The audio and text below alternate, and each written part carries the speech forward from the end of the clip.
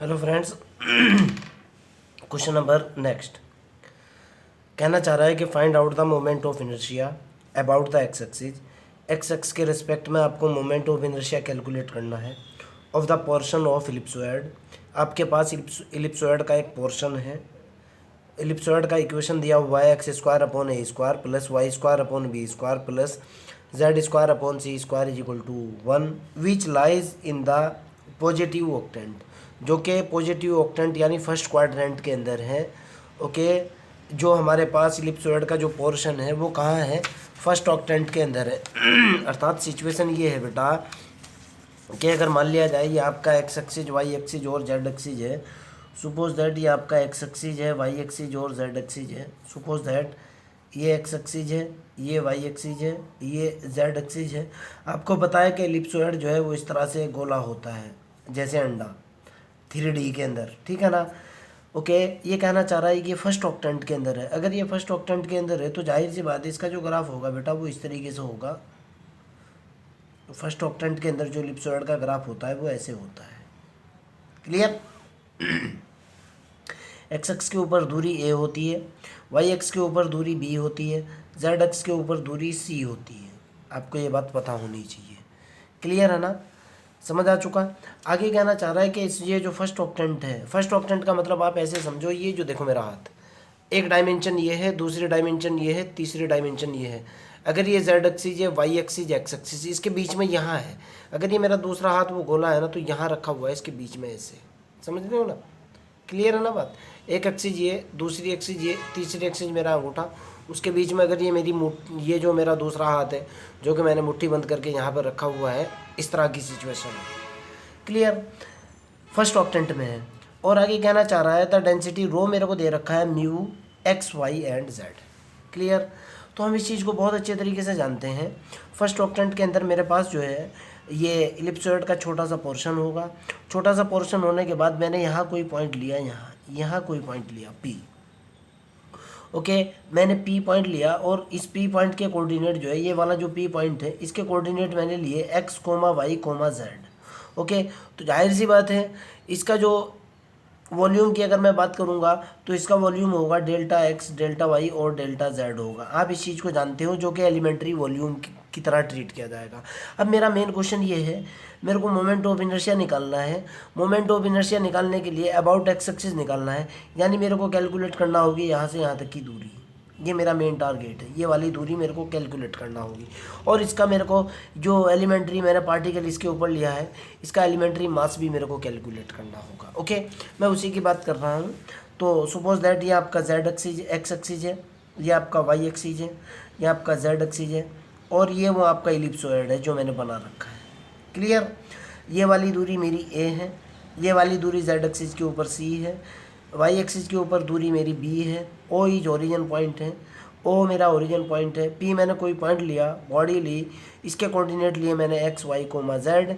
और ओके, तो मैंने इसके ऊपर एलिमेंट्री वॉल्यूम कंसिडर किया। एलिमेंट्री वॉल्यूम की वैल्यू हुई delta x delta y and delta z. पढ़ने की कोशिश, समझाने की कोशिश करूँगा। जहाँ भी आपको डाउट लगेगा मेरे से पूछ लेना आप क्रॉस क्वेश्चन। मैं वही कह रहा हूँ कि consider an elementary volume delta x delta y delta z. Elementary volume यहाँ कंसिडर किया delta x delta y delta z at a point P x y z. Okay, x y z के ऊपर। और कहाँ कंसिडर किया मैंने? Ellipsoid of the ellipsoid in the first octant, जो मैं फर्स्ट क्वाड्रेंट की आपसे बात कर रहा हूँ। यहाँ ये एक्स एक्सिस है, ये वाई एक्सिस है, और अगर ये जेड एक्सिस है फर्स्ट क्वाड्रेंट के अंदर। क्वेश्चन के अंदर भी ये साफ साफ मेंशन है पॉजिटिव ऑक्टेंट फर्स्ट क्वाड्रेंट के अंदर। सो that the mass of the elements, ये जो मेरे पास छोटा सा एलिमेंट है, अगर मैं इसकी बात करूँगा, मास मेरा होगा। ओके, क्वेश्चन के अंदर पहले से ही दिया हुआ है मास जो होता है वो होता है डेंसिटी इंटू वॉल्यूम के।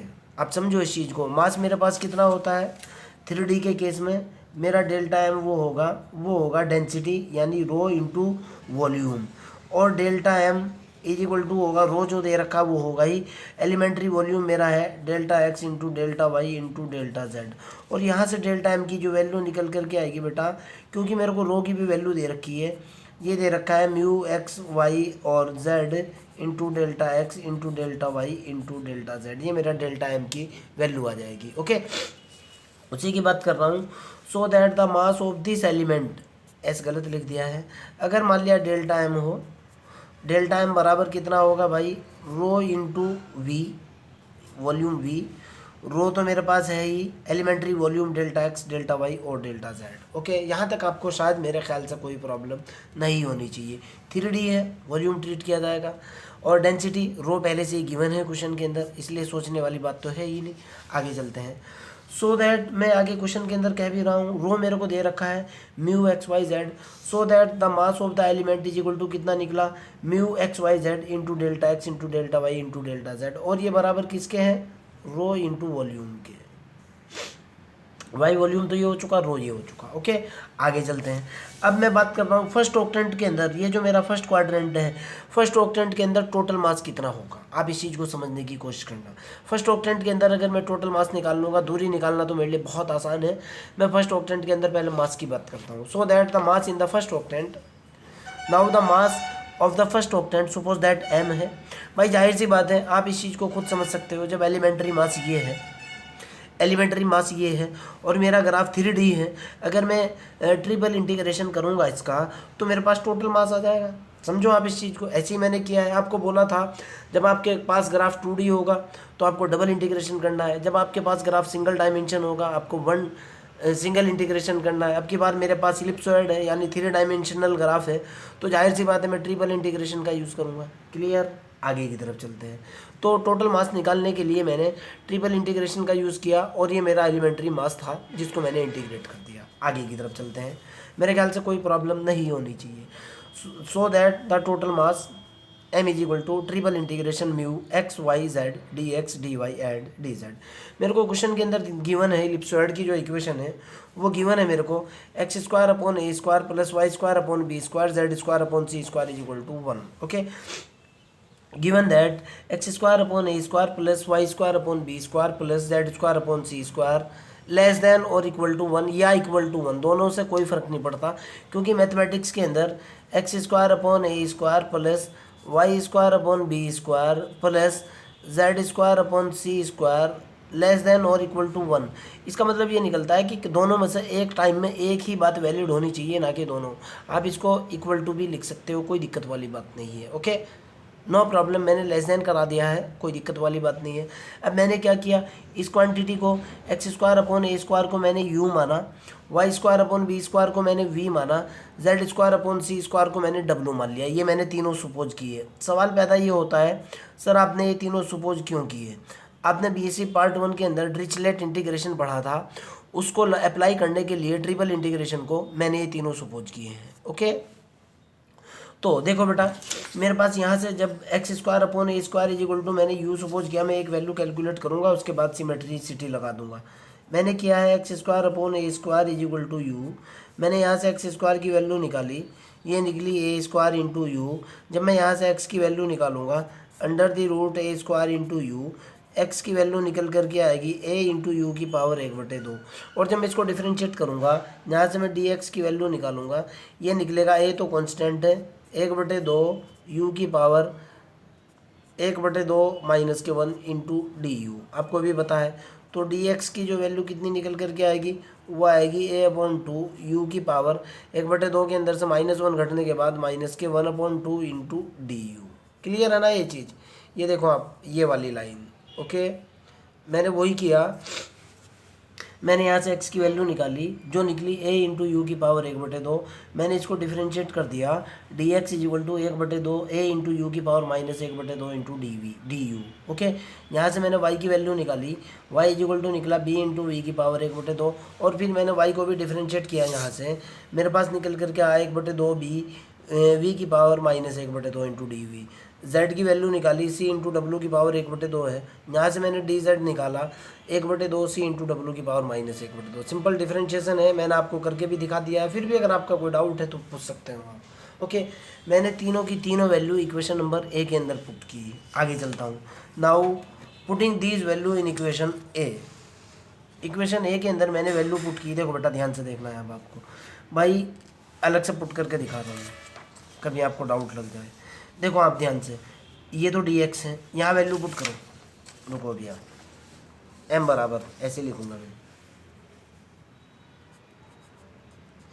भाई देखो आप डी एक्स की वैल्यू, डी वाई की वैल्यू और डी जेड की वैल्यू 1/2 1/2 1/2, ये तो होगा 1/8। ए है, बी है, सी है, 1/8 ए बी और सी।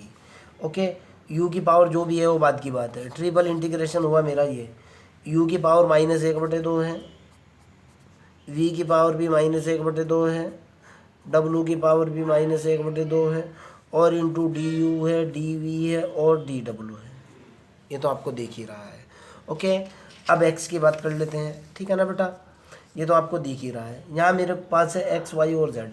जब मैं एक्स की वैल्यू डालूंगा, एक्स की वैल्यू मेरे पास कितनी है, एक्स की वैल्यू डाली, ए यू की पावर कितनी 1/2, बी वी की पावर कितनी 1/2, सी डब्लू की पावर कितनी 1/2। सारा आ चुका ना। अब देखो बेटा, ए बी सी एक यहाँ से भी निकल गया, तो एम बराबर जो निकल करके आएगा, एम बराबर होगा 1/8 तो हो जाएगा ये, और ये म्यू तो मेरा चल ही रहा है, म्यू हो जाएगा मेरा ये एक है, ये एक है, ये ए स्क्वायर ये हो जाएगा, बी स्क्वायर ये हो जाएगा, सी स्क्वायर ये हो जाएगा। ट्रिपल इंटीग्रेशन मेरा जो का दूँ, यू की पावर देखो बेटा आप, यू की पावर -1/2 और यू की पावर +1/2, यू की पावर होगी 0, वी की पावर भी 0, डब्लू की पावर भी 0, और ये होगा डी यू डी वी और डी डब्लू। क्लियर है ना, कोई दिक्कत तो नहीं है। देखो आप, ये रिजल्ट निकल गया। मैंने ए के अंदर वैल्यू, इसके अंदर वैल्यू डाली, जब मैं इसके अंदर वैल्यू पुट करूँगा, ये देखो बेटा, मैंने ए के अंदर वैल्यू पुट की, ये निकला μ/8। Okay, a square b square c square, u की पावर वी की पावर डब्लू की पावर, यू की पावर माइनस वी की पावर -1/2, डब्लू की पावर -1/2। क्लियर है ना। आगे की तरफ चलते हैं। अगर ये निकल चुका, आपकी समझ आ चुका, तो यहाँ से मेरे पास निकला बेटा, ध्यान से देखना है अब आपको। एम कैलकुलेट कर रहा हूँ, इसको लिखा मैंने 1/8 mu a square b square c square, triple integration, u की पावर कितना, यहाँ भी देख चुका था मैं, देखो आप, यू की पावर 0, वी की पावर 0, डब्लू की पावर 0। ये हुआ मेरे पास यू की पावर 0, वी की पावर 0, डब्लू की power 0, d U D we d डब्लू। इसको मैंने लिखा 1/8 mu a square b square c square. 0 को लिख सकता हूँ 1 - 1, इसको लिख सकता हूँ इस 0 को लिख सकता हूँ 1 - 1, और इस 0 को लिख सकता हूँ 1 - 1। सवाल पैदा ये होता है, सर आपने ये लिखा क्यों। बात ये नहीं है, मेन क्वेश्चन ये है कि सर आपने ये लिखा क्यों। देखना बेटा, आपने एक चीज़ पढ़ी थी, आपके पास जो है, अगर फार्मूला ये होता था ट्रिपल इंटीग्रेशन के अंदर, अगर x की पावर l -1 है, y की पावर m -1 है, और z की पावर n -1 है, और ये dx dy और dz है, आप इसको लिखा करते थे बेटा, यहाँ होता था gamma l gamma m gamma n बटे गामा l प्लस के m प्लस के n प्लस के 1। This is the fundamental formula. ये ड्रिचलेट फार्मूला था। इस फार्मूले के अंदर मैंने कन्वर्ट करने के लिए 1 - 1 लिखा है। ओके, चलो, ये फार्मूला मैंने लगाया यहाँ पे, ये वाला फार्मूला ड्रिचलेट इंटीग्रेशन, जिसकी मैं अभी बात कर रहा था। तो मेरे पास रिजल्ट जो निकल करके आया बेटा यहाँ से, ये देखो आप, देखो आप, जैसे l -1 है तो ये तो गामा 1 हो जाएगा, l की वैल्यू तो ये होगी, m की वैल्यू ये होगी, n की वैल्यू ये होगी, gamma 1 gamma 1 gamma 1 divided by, नीचे देखो आप, gamma l plus m plus n plus 1। l की भी वैल्यू 1 है, m की वैल्यू भी 1 है, n की वैल्यू भी 1 है, 1 + 1 + 1 + के 1। ओके, और मैं कह भी रहा हूँ बाय ड्रिचलेट इंटीग्रेशन। क्लियर है ना। आप इस चीज़ को बहुत अच्छे तरीके से जानते हो कि बीटा गामा फंक्शन है, गामा n की वैल्यू होती है n - 1 का फैक्टोरियल। तो यहाँ से मेरे पास जो निकल कर के आया, आपको पता है गामा 1 बराबर होता है 1, ठीक है ना। ऊपर तो निकल गया 1। ओके, आगे की तरफ चलते हैं। ऊपर तो निकला मेरे पास, मैं कैलकुलेट करके दिखाता हूँ आपको। ये निकला आपके पास, m चल रहा है इधर, m = ये तो हुआ μ/8 a square b square c square. ऊपर तो निकल गया 1 बटे गामा कितना निकला, गामा 4 निकला। गामा 4 का मतलब कितना है, फैक्टोरियल 3। फैक्टोरियल 3 का मतलब कितना है, 3 × 2 × 1 का मतलब कितना है, 6। ओके, तो m की वैल्यू जो निकल करके आई बेटा, μ/8 ये निकला, ए स्क्वायर ये हुआ, बी स्क्वायर ये हुआ, सी स्क्वायर ये हुआ, गुणा 1/6, 6 8 48। m बराबर हुआ मेरे पास mu a square b square c square बटे 48, आपके सामने है। ओके, मैंने अलग से कैलकुलेट कर दिया इधर, ये देखो आप, इस पेज के ऊपर मैं कैलकुलेट जो कर रहा हूँ। तो m की वैल्यू जो निकल करके आई मैंने वही डाला बेटा, गामा 4 की वैल्यू फैक्टोरियल 3 की वैल्यू 6, m की वैल्यू निकली mu upon 48 a square b square into c square. Clear है ना? ओके, मोमेंट ऑफ इनर्शिया की बात कर लेते हैं। ये मेरे पास निकल गया बेटा m। ओके, ये मेरे पास निकली m। Now the moment of inertia about O x. अब इस चीज़ को समझने की कोशिश करना भाई। Moment of inertia about O x की बात कर रहा हूँ, ध्यान से देखना बेटा, अबाउट ओ एक्स की बात कर रहा हूँ। और मैं आपको बता रहा हूँ, आपको पता है कि मोमेंट ऑफ इनर्शिया का जो फार्मूला होता है, मोमेंट ऑफ इनर्शिया एम आई जो होता है वो होता है m इंटू दूरी का स्क्वायर। बेसिक फार्मूला तो ये है। तो जाहिर सी बात है हम एलिमेंट्री कैलकुलेट कर रहे हैं। एलिमेंट्री कैलकुलेट करने के लिए हमारे पास एलिमेंट तो ये होगा, मास तो ये होगा। अब बात करते हैं दूरी की। एक्स एक्सिस तक ले रहा हूँ बेटा, एक्स एक्सिस ये देखो आप, ओरिजिन पॉइंट के ऊपर एक्स एक्सिस तो ये है, ये तो मेरा एक्स एक्सिस है। यहाँ पी के कोऑर्डिनेट कितने हैं, ये पी पॉइंट है, इसके कोऑर्डिनेट है एक्स वाई और जेड, यही है ना। यहाँ से यहाँ तक ये वाली दूरी चाहिए। इसके कोऑर्डिनेट कितने हैं आपको भी पता है, एक्स के कोऑर्डिनेट एक्स एक्सिस के ऊपर एक्स 0 0 होंगे। जब मैं इसको आप ए मान लो थोड़ी देर के लिए, इस पॉइंट को आप ए मान लो, ये जो मैं कैलकुलेट कर रहा हूँ ए मान लो। आपको चाहिए ए पी। जब आप ए पी निकालोगे, a p is equal to कितना होगा बेटा, under the root x minus के एक्स का स्क्वायर प्लस वाई माइनस के 0 का स्क्वायर प्लस जेड माइनस के 0 का स्क्वायर। दो बिंदुओं के बीच की दूरी का फार्मूला लगाओ ना भाई आप, under the root x minus x1 का square plus y minus y1 का square plus z minus z1 का स्क्वायर। आप जानते हो ना, या y1 माइनस y2 आपकी मर्जी है। आप इसको लिख लो x2, इसको लिख लो y2, इसको लिख लो z2, कोई फ़र्क नहीं पड़ता। ओके, ये फार्मूला है। मैंने ए पी चाहिए, a p is equal to under the root कितना निकला, ये तो 0 होएगा, प्लस के हुआ वाई स्क्वायर प्लस के हुआ जेड स्क्वायर। ए पी की वैल्यू कितनी निकल गई बेटा, ए पी निकला under the root y square plus के जेड स्क्वायर, निकल गई ना। ये देखो आप, वाई स्क्वायर प्लस के जेड स्क्वायर, ये मेरा एक्स एक्सिस था, ये दूरी चाहिए थी, वाई स्क्वायर प्लस के z square into delta m, निकल गई ना। आगे चलते हैं, कोई दिक्कत तो नहीं है, आगे की तरफ चलते हैं। तो moment of inertia, moment delta m की वैल्यू मैं पहले से ही कैलकुलेट कर चुका था। देखो हम बेटा, कहीं ना कहीं मैंने डेल्टा एम को भी कैलकुलेट किया है, अभी बता रहा हूँ आपको कितना है। एलिमेंट्री मास, ये देखो बेटा डेल्टा एम, ये देखो डेल्टा एम की वैल्यू कितनी है, मास ऑफ द एलिमेंट, ये मेरा डेल्टा एम है जो मैं बार बार आपको कह रहा हूँ। Mu x y z d x d y d z, mu x y z d x d y d z, और बीच की दूरी वाई स्क्वायर जेड स्क्वायर, ठीक है ना। आपको भी पता है यार, m into r square formula होता है। 2829वां लेक्चर चल रहा है, आर स्क्वायर की वैल्यू तो ये आ जाएगी भाई, ये निकलेगी ना, इस पर से रूट खत्म होगा ना, इस दूरी इसके ऊपर से देखो ना आप, दूरी तो ये निकल करके आएगी ना। जब आप इसका स्क्वायर करोगे तो ये कितना हो जाएगा भाई, ये होगा वाई स्क्वायर प्लस के जेड स्क्वायर होगा ना, यहाँ पे दूरी खत्म, ये रूट खत्म हो जाएगा ना। दूरी तो हुई है, डेल्टा टाइम की वैल्यू आपके पास ये है, डेल्टा टाइम कितना है, mu x y z delta x delta y delta z. Okay, मैंने उसी का यूज़ किया।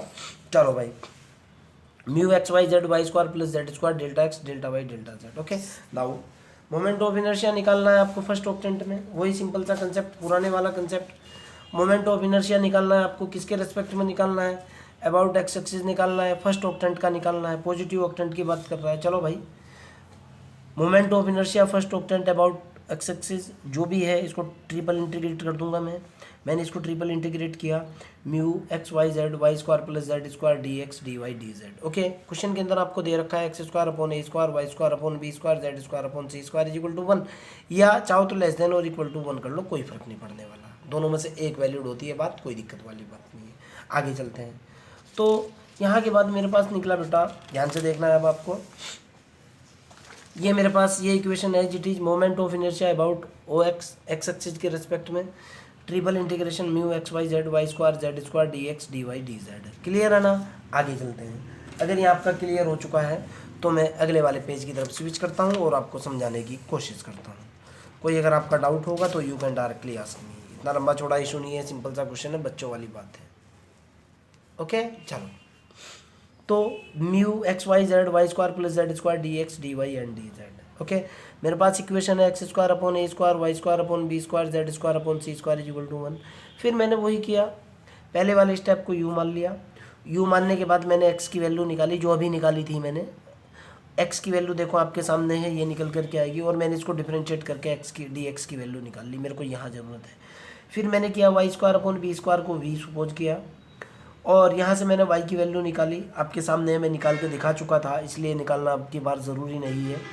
y की वैल्यू मेरे पास निकली b इंटू वी की पावर 1/2, मैंने इसको डिफ्रेंशिएट किया 1/2 b वी की पावर -1/2। इसी प्रकार z square upon c square को मैंने w पे पुट किया, z की वैल्यू निकली c w की पावर 1/2, dz की वैल्यू ये निकल गई। मैंने x की वैल्यू, dx की वैल्यू, y की वैल्यू, z की वैल्यू, dx dy dz की वैल्यू पुट की। Putting these value in equation b, ध्यान से देखना है। तो मोमेंट ऑफ इनर्शिया आपके पास जो निकला, ये देखो बेटा, 1/2 ये होगा, 1/2 ये होगा, 1/2 ये होगा, 1/8 तो ये आ जाएगा। ये तो सेम रहना है, वही, कोई चेंज नहीं होगा यार, जो पहले था वही सेम रहेगा। 1/8 mu a square b square c square, 1/2 1/2 1/2 a b c, एक d x d y d z, a b c, a square b square c square, mu मेरा एज इट इज। एक्स की value देखो बेटा आप, ये होगा, एक value होगी, एक्स की वैल्यू देखो आप क्या है, एक्स की वैल्यू है मेरे पास ए यू की पावर 1/2, एक ये यू की पावर 1/2 होगा, बी की पावर 1/2 होगा, डब्ल्यू की पावर 1/2। वाई स्क्वायर की वैल्यू देखो, वाई स्क्वायर की वैल्यू होगी b square u, b square v, plus z square की वैल्यू देखो, जेड स्क्वायर, जब मैं इसका स्क्वायर करूँगा, जेड स्क्वायर की वैल्यू होगी सी स्क्वायर डब्ल्यू, सी स्क्वायर डब्ल्यू, डी एक्स की वैल्यू ए यू की पावर 1/2, वी की पावर 1/2, डब्ल्यू की पावर 1/2, -1/2 होगी ना बेटा, -1/2 होगी, पॉजिटिव 1/2 गलत बोल रहा हूँ, यू की पावर -1/2, वी की पावर -1/2, डब्ल्यू की power -1/2, d U D we D डब्ल्यू। बच्चों वाली बात है, ये इससे कैंसिल हो जाएगी, ये इससे कैंसिल हो जाएगी, ये इससे कैंसिल हो जाएगी, ये स्टेप्स बचेंगे। ओके, और देख लो आप, गुणा करने के बाद यही आना है। बच्चों वाला मल्टीप्लिकेशन इसलिए बताना जरूरी नहीं, समझ रहा हूँ यार। आगे की तरफ चलते हैं भाई। तो यहाँ से मेरे पास जो निकल कर के आएगा बेटा, अब देखो आप क्या निकला, moment of inertia 1/8 mu a square b square c square हुआ। जब आप इसकी गुणा इसके साथ करोगे, बी स्क्वायर तो ये हुआ, वी पा जाओ, वी की पावर कितनी है, वी की पावर 1 है ना यहाँ पे।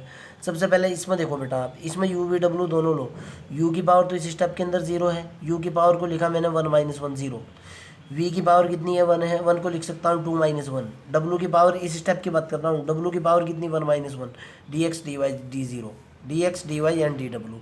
अब इस स्टेप के ऊपर आ जाओ, सी स्क्वायर डब्ल्यू के ऊपर, ये तो मैंने अंदर से गुणा किया 1/8 mu a square b square c square, c square मेरा ये है, ट्रिपल इंटीग्रेशन, यहाँ u की पावर भी 0 है, v की पावर भी 0 है, u की पावर 1 - 1 0, v की पावर 1 - 1 0, w की पावर 1 है, 2 - 1 कर दिया, D U D we D W, D U D we D W. सवाल पैदा ये होता है, सर आपने ये किया क्यों, डिरिचलेट इंटीग्रेशन लगाने के लिए। क्यों, क्योंकि आपके पास फार्मूला ये है बेटा डिरिचलेट इंटीग्रेशन का, कि अगर ये ट्रिपल इंटीग्रेशन आपके पास x की पावर l - 1 है, y की पावर m - 1 है, z की पावर n - 1 है, dx है, dy और dz है, फार्मूला होता है बेटा बराबर होता है gamma l gamma m gamma n बटे गामा l प्लस के m प्लस के n प्लस के 1। इस फार्मूले को सेट करने के लिए मैंने इस कंसेप्ट का यूज़ किया। ओके, देखो आप, v की पावर 1 है तो मैंने 2 - 1 कर दी, यहाँ v की पावर 0 है, सॉरी u की पावर 0 है, 1 - 1 कर दी, w की पावर भी 0 है, 1 - 1 कर दी, यहाँ u और v की पावर 0 है, दोनों की पावर 0 0 कर दी, w की पावर 1 है, 2 - 1 कर दी। ये फार्मूला सेट करने के लिए, क्लियर।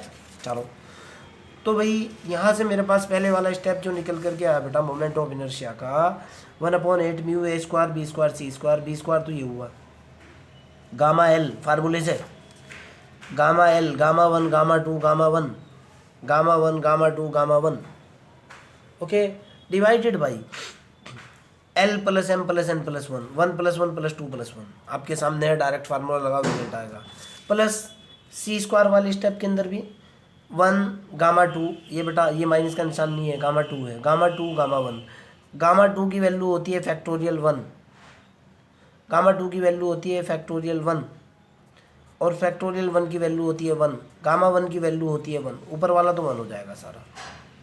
ओके, चलो उसकी बात बाद में करेंगे, पहले इसको देखते हैं।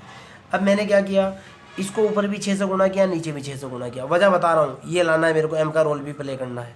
ऊपर मैंने 6 से गुणा किया, नीचे 6 से गुणा कर दिया। ओके, अब यहाँ देखो बेटा, ये तो हुआ बी स्क्वायर, इसको देखो बेटा आप, ऊपर तो निकला 1, नीचे 1 और 2 3 और 1 4 और 1 5, नीचे कितना निकला गामा 5। ध्यान से देखना बेटा 24 कैसे आ रहा है। नीचे निकला मेरे पास गामा 5। मैंने आपको बताया था गामा n की वैल्यू होती है n-1 का फैक्टोरियल, यही होती है ना। तो गामा 5 का मतलब होगा फैक्टोरियल 4। फैक्टोरियल 4 को खोलूँगा 4 गुना 3 गुना 2 गुना 1, 4 तिया 12 दूनी 24, 24 ही आया। एक 24 यहाँ से निकला, एक 24 यहाँ से निकल गया। मैंने दोनों में से कॉमन लेकर के बी स्क्वायर प्लस सी स्क्वायर बटे 24 कर दिया। यहाँ ऊपर भी 6 से गुना कर दिया, नीचे भी 6 से गुना कर दिया। क्लियर है ना। अब देखो आप, देखो बेटा ये वाली वैल्यू तो हो चुकी है एम की इतनी, mu a square b square c square बटे 48, ये तो वैल्यू हुई एम की। ये 6 एम मेरा as it is, b square c square as it is, और 1/24 मेरा एज इट इज। क्लियर। मैंने इस चीज़ को कट कर दिया, 1/4 निकला एम। ये हुआ मेरे पास बी स्क्वायर और प्लस के सी स्क्वायर, बी स्क्वायर प्लस के सी स्क्वायर। क्लियर। एक बात और भी है बेटा, ये क्वेश्चन जो पूछ रहा था जेड एक्स के रिस्पेक्ट में पूछ रहा था। अगर आप इसको वाई एक्स के रिस्पेक्ट में निकालना चाहते हो तो ये डिस्टेंस चेंज होती रहेगी, फालतू कुछ नहीं है। देखो बेटा यहाँ क्या कह रहा था, एक्स एक्स के रिस्पेक्ट में, जब एक्स एक्स के रिस्पेक्ट में है तो बी स्क्वायर सी स्क्वायर है, जब वाई एक्स के रिस्पेक्ट में होगा तो जाहिर सी बात है एक्स एक्स के रिस्पेक्ट में ए खत्म हो चुका ना, ए तो नहीं आना। वाई एक्स के रिस्पेक्ट में क्या होगा भाई, ए स्क्वायर सी स्क्वायर होगा। जेड एक्स के रिस्पेक्ट में क्या होगा, ए स्क्वायर बी स्क्वायर होगा। समझो इस बात को आप, एक्स एक्स के रिस्पेक्ट में बी स्क्वायर और सी स्क्वायर में आंसर है। अगर वाई एक्स के रिस्पेक्ट में होता क्या होता, बी स्क्वायर खत्म होता, ए स्क्वायर प्लस सी स्क्वायर। जेड एक्स के रिस्पेक्ट में कितना होता, ए स्क्वायर प्लस के बी स्क्वायर। क्लियर। इसी तरह का एक क्वेश्चन और भी है बेटा, सेम क्वेश्चन है, डिक्टो क्वेश्चन है। मैं आपको बता रहा हूँ, आपका होमवर्क है, मैंने क्वेश्चन को नहीं लिखा हुआ है। ये देखो आप इस क्वेश्चन को इसी तरीके से निकाल सकते हो, मैं आपको पढ़ करके सुना रहा हूँ। ये क्वेश्चन तो मैंने निकाल दिया है, क्वेश्चन नंबर 17 निकाला है मैंने इसके अंदर से। Find the out the moment of inertia portion of the ellipsoid lies positive octant, suppose that mu is equal to x y z. एक क्वेश्चन ये भी है, find out the moment of inertia of ellipsoid x square upon 9 y square upon 4 z square upon this about x axis M be the mass. Same y की ये जो result आया है इसके अंदर, उसके अंदर जो है ना वाई और जेड को चेंज करना है। और इससे पहले भी मैं आपको एक क्वेश्चन सोल्व बता चुका था, वहाँ से भी पढ़ लेना। निकाल मतलब ये है कि ये क्वेश्चन भी मैं आपको इनडायरेक्टली बता चुका हूँ, ये भी बता चुका हूँ। ओके। फिर भी अगर आपका कोई डाउट है, कोई प्रॉब्लम है, you can directly ask me. Bye.